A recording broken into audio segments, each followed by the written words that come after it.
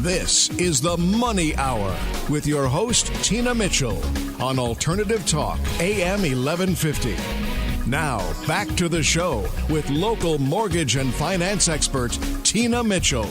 Welcome back to the Money Hour with your host and mortgage expert, Tina Mitchell, right here on 1150 AM KKNW, the Saturday, July 12th show. I've built a network of elite professionals that I share all of their amazing advice in helping you save money, make money, and have more money to enjoy with your family. If you're hearing my show at a different time or day, you're listening to a rebroadcast, but you can always call into the show at 1-855-400-1150.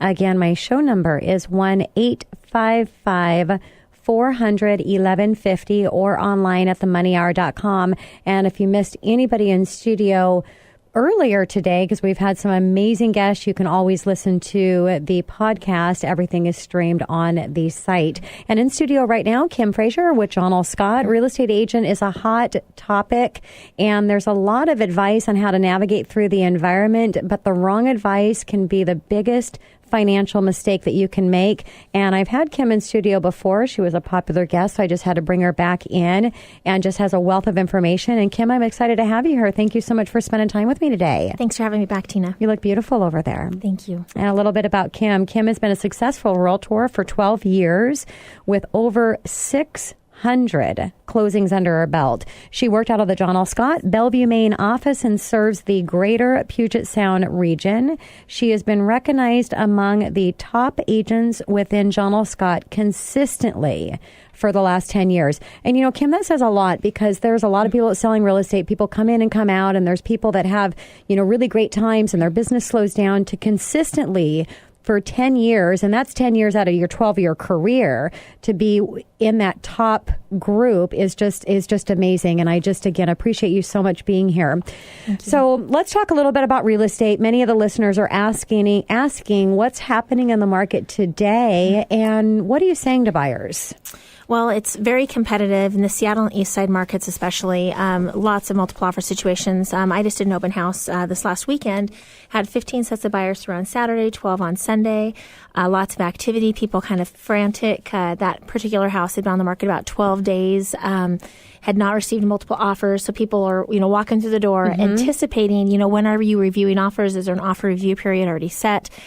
So the East Side market, and I think a lot of the Seattle market as well, have that expectation that they know they have to get out their first weekend on the market if they're going to compete and have a chance at securing the best properties. That makes total sense. And I know in any environment you have to adjust. And if you want to take advantage of this market and all the opportunities, I believe that everything's balanced and there's no exception to that. So, you know, in a really great market, the disadvantages, it's hard. It's hard to get your offer accepted. And so how do a consumer have to adjust their thinking to be successful in this environment?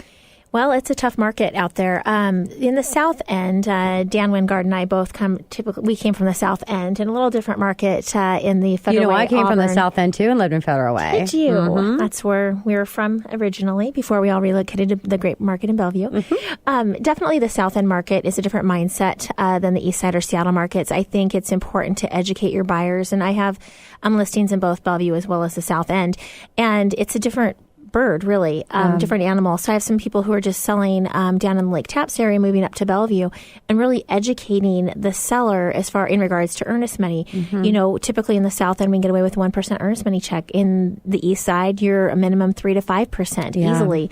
And, you know, with prices, and it'd be more than 5% if 5% wasn't kind of the maximum. Absolutely. Yes. And, you know, $1 million properties, $50,000 all day long. It's not an uncommon amount to, you know, see out there. So I think sometimes educating your buyers to anticipate you're writing a big fat check. And it's really shocking for people coming from that market, trying to make sure that they understand this market and they're separate, even though you're selling and buying at the same time. Yes. If you're moving from one region to another, it can be drastically different. So I think it's important as agents that we do a good job educating our buyers and sellers of the expectation of each market. One of the things with the East Side market. So you're going to be looking at, or Seattle, they're primarily the hotter markets in our region. You're going to be looking at multiple offer situations, waiving earnest money, waiving financing, waiving inspections. Wish you could waive the earnest money. I know, wouldn't that be nice? There's lots of money flying at you. Yeah. Earnest money would be nice to waive that. So I'm sorry, waiving financing contingencies. Typically, you'd have a 30-day financing contingency. So you want to make sure you have your financing locked in, rock solid, like with a great mortgage professional like yourself, because there's a lot of risk involved by waiving your financing contingency. And if things don't go well, you're going to lose your money. Yeah, and it's funny that you bring that up, because I'm surprised in this environment on the listing side, because it just shows that, I don't know, there's a small percentage that do a really good job. Why aren't the listing agents going on that there's a finance contingency, release your finance? And we see it all the time. Nobody ever says anything. And I'm like, what the hell? Why would they not say something? You've got a date here on the contract. I don't know. I would guess out of my clients, probably maybe 1% I ever have anybody mention it. I think you're right. It's the rarest occasion that you actually see it. Now, as listing agents, I think what happens is you've got, all of these timelines you're working, beyond. And really, technically, even if you have a 30-day financing contingency, unless you specifically request that earnest money be waived, you could be on a 60-day closing and be at day 59. Yes. And if the listing agent did not ask for that earnest money to be, the financing contingency to be waived, you've been off the market 59 days. The buyer's keeping the earnest money. So it's very difficult in our state for a seller to actually ever see the earnest money. It's not even half the time worth of paper that it's written on, unless you have a listing agent following a proper protocol and asking for that financing contingency to be released, whether it's 15 days or 30 days into the contract. Makes total sense. So let's talk about how awesome it is to be here in the Northwest. Our employment, I mean, we all know that real estate follows employment. I always tell clients when they go, where do you think the real estate market's going to go? I don't know. What do you think the employment market's going to do? Because real estate follows employment. Employment's doing well, real estate's doing well. Employment's not. Usually people have an opinion on employment. But other than employment, because we all know with, Boeing and Nordstrom, and I mean, we've just got so many, Microsoft, so many amazing opportunities here, and they keep getting more and more. What else is there that makes us so special here in the Northwest? Well, we live in an absolutely beautiful countryside. It's gorgeous. And for the people that live here, obviously we see it firsthand on a daily basis, the beauty of the water and the mountains, and so many recreational opportunities available to us, whether it's boating or hiking or biking, cycling, hiking Mount Rainier. I mean, there's so many water sports. The arts and museums in downtown Seattle and the East Side are so popular. And of course, our fabulous sports teams, the Mariners and the Seahawks, are a pretty big draw too. So we're pretty blessed to have so many opportunities in our region. Yeah, and it's funny that you mentioned weather, because I'm trying to remember the name of the series, right? The Killing, or do you know what I'm talking about? It's a series, but anyways, it's in Seattle. It's filmed in Seattle, and it rains all the time. So I've met my stepdaughter and her boyfriend moved in with us. They just relocated from Colorado, so they're going to hang out and play with us at our house for a couple of months till they decide where they want to live. And they love I think it's called The Killing. And it rains all the time. And I said, well, Jimmy, it rains all the time because that's what we want people to think. Absolutely. We want people to think it rains all the time, but it doesn't. Stay away. No, exactly. It's gorgeous. It doesn't. There's nowhere prettier today. I know. There's nowhere prettier. It's amazing. So what about single family home versus condo? Because a lot of people ask that. What's better? Well, as far as better, I think it just it's lifestyle choice, number one. I think if you're a busy professional, empty nester, single person starting out, I think there's a lot of demographics. Sometimes for a young person, a condo's a great purchase. They're busy starting out their career. They maybe can't afford to do a single family home, but want to make a purchase because it's kind of like a runaway train. You've got to get into the market somewhere. So if a condo is the first thing that you can afford, that you can appreciate with and grow equity with, then you start with a condo. And then you may always stay with a condo or townhome, or you may eventually graduate out into a single family home. Then you have that, busy professionals who just love the, low maintenance lifestyle, would rather write a check, have everything taken care of. So I think that's a popular thing too. Empty nesters, a lot of great, 55 plus communities, surrounding condo neighborhoods, recreation. They want to enjoy that time. Single family homes, I think obviously you have, single people, married people, people with kids, people without kids, empty nesters. So that fills a different demographic as well. Obviously, you have maintenance, requirements with the house and landscaping and yard work, and it comes at a price as well. Yes. So you're either paying someone else and you have, kind of a more managed lifestyle, or you take that on yourself. I think the hardest thing is that people sometimes neglect their houses.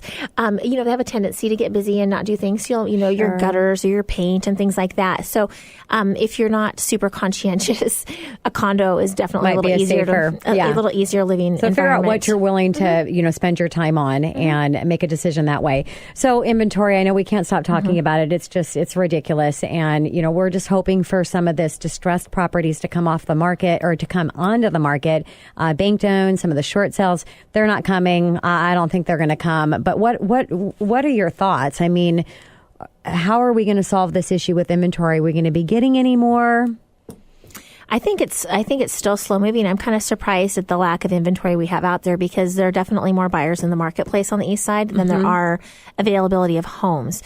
So really that first week on the market, I mean, it's golden. If you're priced right, your house is going. And a lot of times if you're priced right to begin with, multiple offers. Yep. As far as the distressed properties and short sales, I would have thought there would have been a lot more too. I mean, granted, we did see about 5 years of it where I've seen enough short sales to last me a lifetime.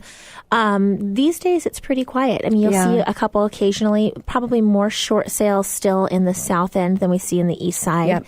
And I'm not sure why. We just see a little bit fewer here. We do have we've seen about 20% appreciation, a little over 20% the last 2 calendar years. So things are starting to dig themselves out of a hole. So I think we'll continue to see less short sales as the equity in the home starts to neutralize. Makes sense. So if there's a listener out there looking at buying a short sale property, they see one, the process is still, they really haven't made a lot of improvements as far as the time commitment. I mean, you could be waiting 6 months plus to see if the short sale is going to come through. Can they still be out there playing around on the market and see if they can find something else so they don't have to wait once they've signed an offer? Or how does that work, Kim? Well, it really depends, I think, on the contract that you're writing. I mean, sometimes agents will want to tie you in for a minimum 60 to 90 days with waiving your earnest money if you're to walk away. So I think that you kind of have to be cautious so you don't leave a bunch of earnest money out there on the table. So I think that's the gamble that you face. You just need to be smart about, if you're going to put the offer out there, that you're not over committing and costing yourself the potential earnest money that you would leave on the table by being doubly committed. So there's no problem continuing to shop and continuing to look. Just make sure that you and your agent are smart about how you do it, so you don't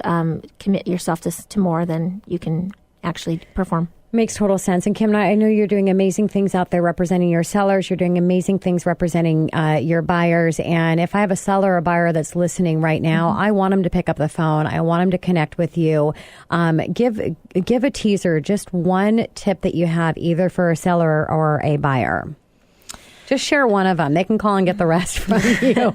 I would say, as far as the seller goes, the presentation is everything. Making sure, I'm an accredited staging professional as well as a luxury home marketing specialist as well. And presentation, how your house, from the sidewalk, through your front door, how it shows, how it presents. It's the first thing that the buyer is going to see, and then making sure that you're priced right. If you overshoot it, you can cost yourself a lot of money down the road if you don't hit it right out the start. Isn't that the truth? Kim, thank you so much. Thank you, Tina. It was awesome having you in studio. I'll have to have you back. Thank you. Just again, thank you very much. And to all my listeners out there, thank you. Loving Seattle. Love our weather. It's a great weekend. I hope you're enjoying some special time with your family. I hope you're not working. Some of us have got to work, but it's all good. And I just appreciate you listening to the show, and anything that you want, people, guests that you want in studio, anything regarding our economy, anything regarding money, and you have not heard them, give me a call. Let me know your thoughts. 1-855-400-1150. You can always comment or ask any questions online at the Money Hour as well. And this is your host and mortgage expert, Tina Mitchell, signing off for the day.